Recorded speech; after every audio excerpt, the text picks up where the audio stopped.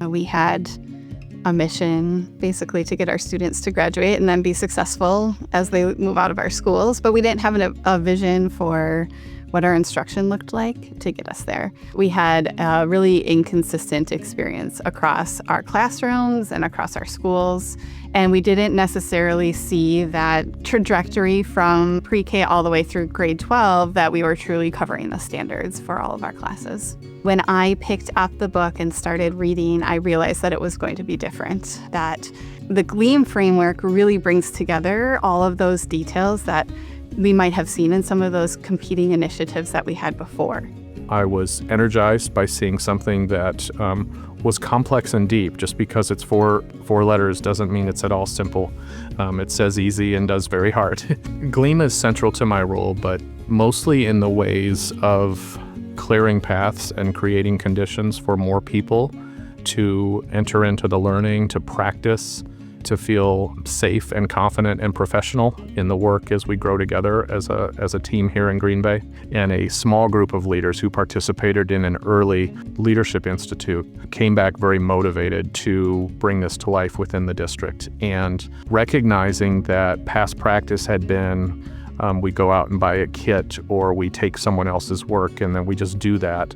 They very much wanted to lead a movement of internalizing GLEAM so that when we talked about what quality instruction was, it came through. We completely released to those leaders this task of, all right, let's make this real and let's bring this to life in our district. And it can't be those of us alone in this room that do that.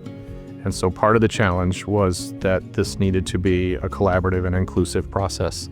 And that process worked its way through department chairs, coaches, any teacher representative on a building leadership team, and then also wide open for teacher feedback. Thinking back to my first couple of years teaching before we had GLEAM, teaching was more like teacher-led instruction versus now students are doing most of the work as they should be doing, and I'm there as a guide to facilitate their learning. So if you walk into my classroom, you can see that students are talking with one another, asking each other questions when they don't know, and pushing each other, and then calling me over if they need me, and knowing that they're not going to get just like the answer and I'm not going to hold their hand through it, but I will be next to them to support them. Sometimes as teachers, we have that instinctual need to help when students are struggling. And so just realizing, that might be a point where the students will need to productively struggle, and I want them to get there on their own. And I don't want to just bulldoze all those problems out of their way, because that's where I think the rubber meets the road, and that's where they're going to be doing that learning. It's really clear how much a system needs to reorient itself to install this instructional model so deeply that every child gets to experience learning this way. That's a big lift. What our kids need from us and what they expect from us absolutely requires us to be on a journey. We have to make a shift from what we've always known and done to something different if we want to get different results. And so I appreciate the concept of a journey, but a journey can present itself in a lot of ways. A journey can be this endless quest that has no end, no focus, no goal. Or a journey could be defined by a clear outcome, a disciplined approach to reaching it, a sense of risk-taking and courage because we're doing something we haven't done before. We have to completely strip this work away from some of the prior evaluative and compliance-based language that's been used in an effort to improve classroom instruction. We've got to honor the adults that are as committed and need some replacement strategies to support their work. I think the hardest part of this work is keeping the momentum, because you're never done. We can have the grade level instruction, we can have the high quality invested materials in there, but we really need to make sure we engage our students and our students can see the meaning and the learning for them. So just as we think we've made the progress and we've done the thing that we needed to do, we really have to reinvent and keep moving forward.